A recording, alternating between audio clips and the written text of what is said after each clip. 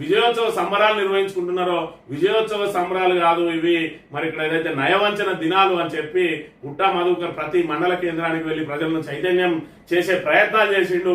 ఆ ప్రజా చైతన్యం చేసే ప్రయత్నాలు చేస్తే దానికి వాళ్ళు మరి కౌంటర్ ఇవ్వాల్సిన వాళ్ళు ఏం చేస్తా ఉన్నారంటే పోలీసులను అడ్డం పెట్టుకొని కేసులు నమోదు చేయిస్తా ఉన్నారు. ఇది రామగిరికి సంబంధించి రామగిరి పిఎస్ లో నమోదైంది 2 తారీఖు 12వ నెల.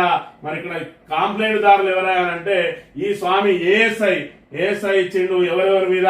పుట్టా మధుకర్, పూదరి సత్యనారాయణ, బుర్ర శంకర్, కొండవేన సుధాకర్, మేధవేన కుమార్, మట్ట రాజు, మరి Kalavena Sadanandam and some others మీద మరి ఇక్కడ స్వయంగా ఒక ఏఎస్ఐ ద్వారా ఇక్కడ ఫిర్యాదును స్వీకరించి సీత గవర్నీల ఇన్స్పెక్టర్ ఆఫ్ పోలీస్ రామగిరి గారికి నా మనమేమనగా నేను ఈ స్వామి ఏఎస్ఐ 1982 బ్యాచ్ రామగిరి పిఎస్ నందు ఏఎస్ఐగా విధులు నిర్వహిస్తున్నాను. ఈ రోజు అనగా 2/12/2024 ఉదయం 11 గంటల సమయంలో నేను మరియు పిసి అశోక్, పిసి కుమారస్వామిలు సెన్నర్ కాలనీ నందు పెట్రోలింగ్ విధులు నిర్వహిస్తుండగా నేను సిఎన్సీలోని మార్కెట్ చౌరస్తా వచ్చేసరికి పుట్టా మధుకర్ అండ్ సో మరికొంతమంది కలిసి అక్రమంగా గుంపుగా ఏర్పడి ఏదైనా నేరం చేయాలనే ఉద్దేశంతో ఉండి ప్రజలను రెచ్చగొట్టే విధంగా ప్రసంగాలు చేస్తూ ఎలాంటి అనుమతులు లేకుండా ప్రభుత్వానికి వ్యతిరేకంగా నినాదాలు చేస్తూ ప్రజాశాంతికి భంగం కలిగించేలా మాట్లాడినారు. కావునపై వారందరిపై తగు చర్యలు తీసుకోగలరు అనగానే ఇక్కడ ఎస్ఐ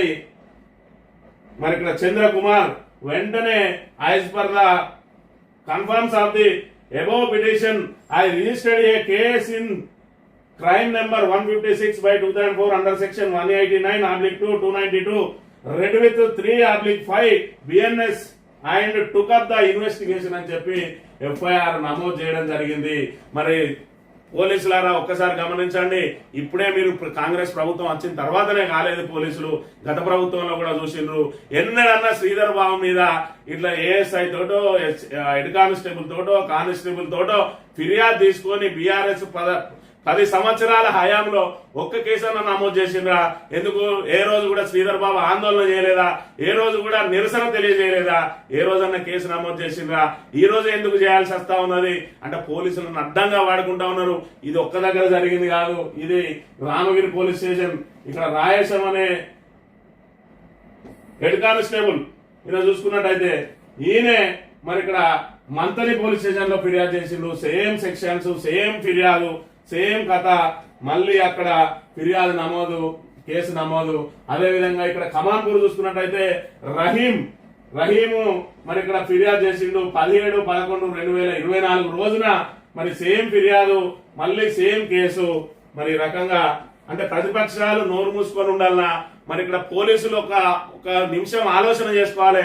మీ పోలీసుల ద్వారా కేసులు నమోదు చేయిస్తాను అని అంటే మరి ఎస్ఐ చంద్రకుమార్ గారు, ఎస్ఐ ప్రసాద్ గారు, మరి ఇక్కడ ఆయన ఎస్ఐకి సంబంధించి కొట్టె ప్రసాద్ గారు, మరి మీరు కూడా గతంలో పనిచేసిండ్రు బీఆర్ఎస్ ప్రభుత్వ హయాంలో.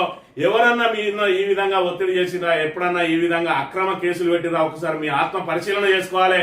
మరి ఇక్కడ ఇంత పోస్టింగ్ కోసం వాళ్ళ దగ్గర వెంపర్లాడుతూ ఇక్కడ పనిచేయడం అవసరమా కూడా మీరు ఒకసారి ఆలోచన చేయాలి. ఈ రకంగా మరి ఒక మాజీ ఎమ్మెల్యే మీద, మాజీ జిల్లా పరిషత్ చైర్పర్సన్ మీద, ప్రతిపక్షంలో ఉండి ప్రజల కోసం పోరాడుతున్న నాయకుని మీద మీరు మీ పోలీస్ తోటి ఫిర్యాదు తీసుకొని కేసులు నమోదు చేస్తా ఉన్నారంటే ఇది దేనికి సంకేతం? ఒకసారి ఆలోచించాలి.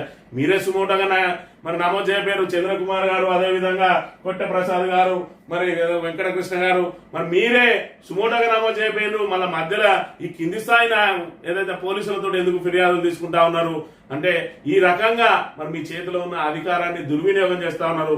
మంత్రిలో చీకటి పాలనకు సంబంధించి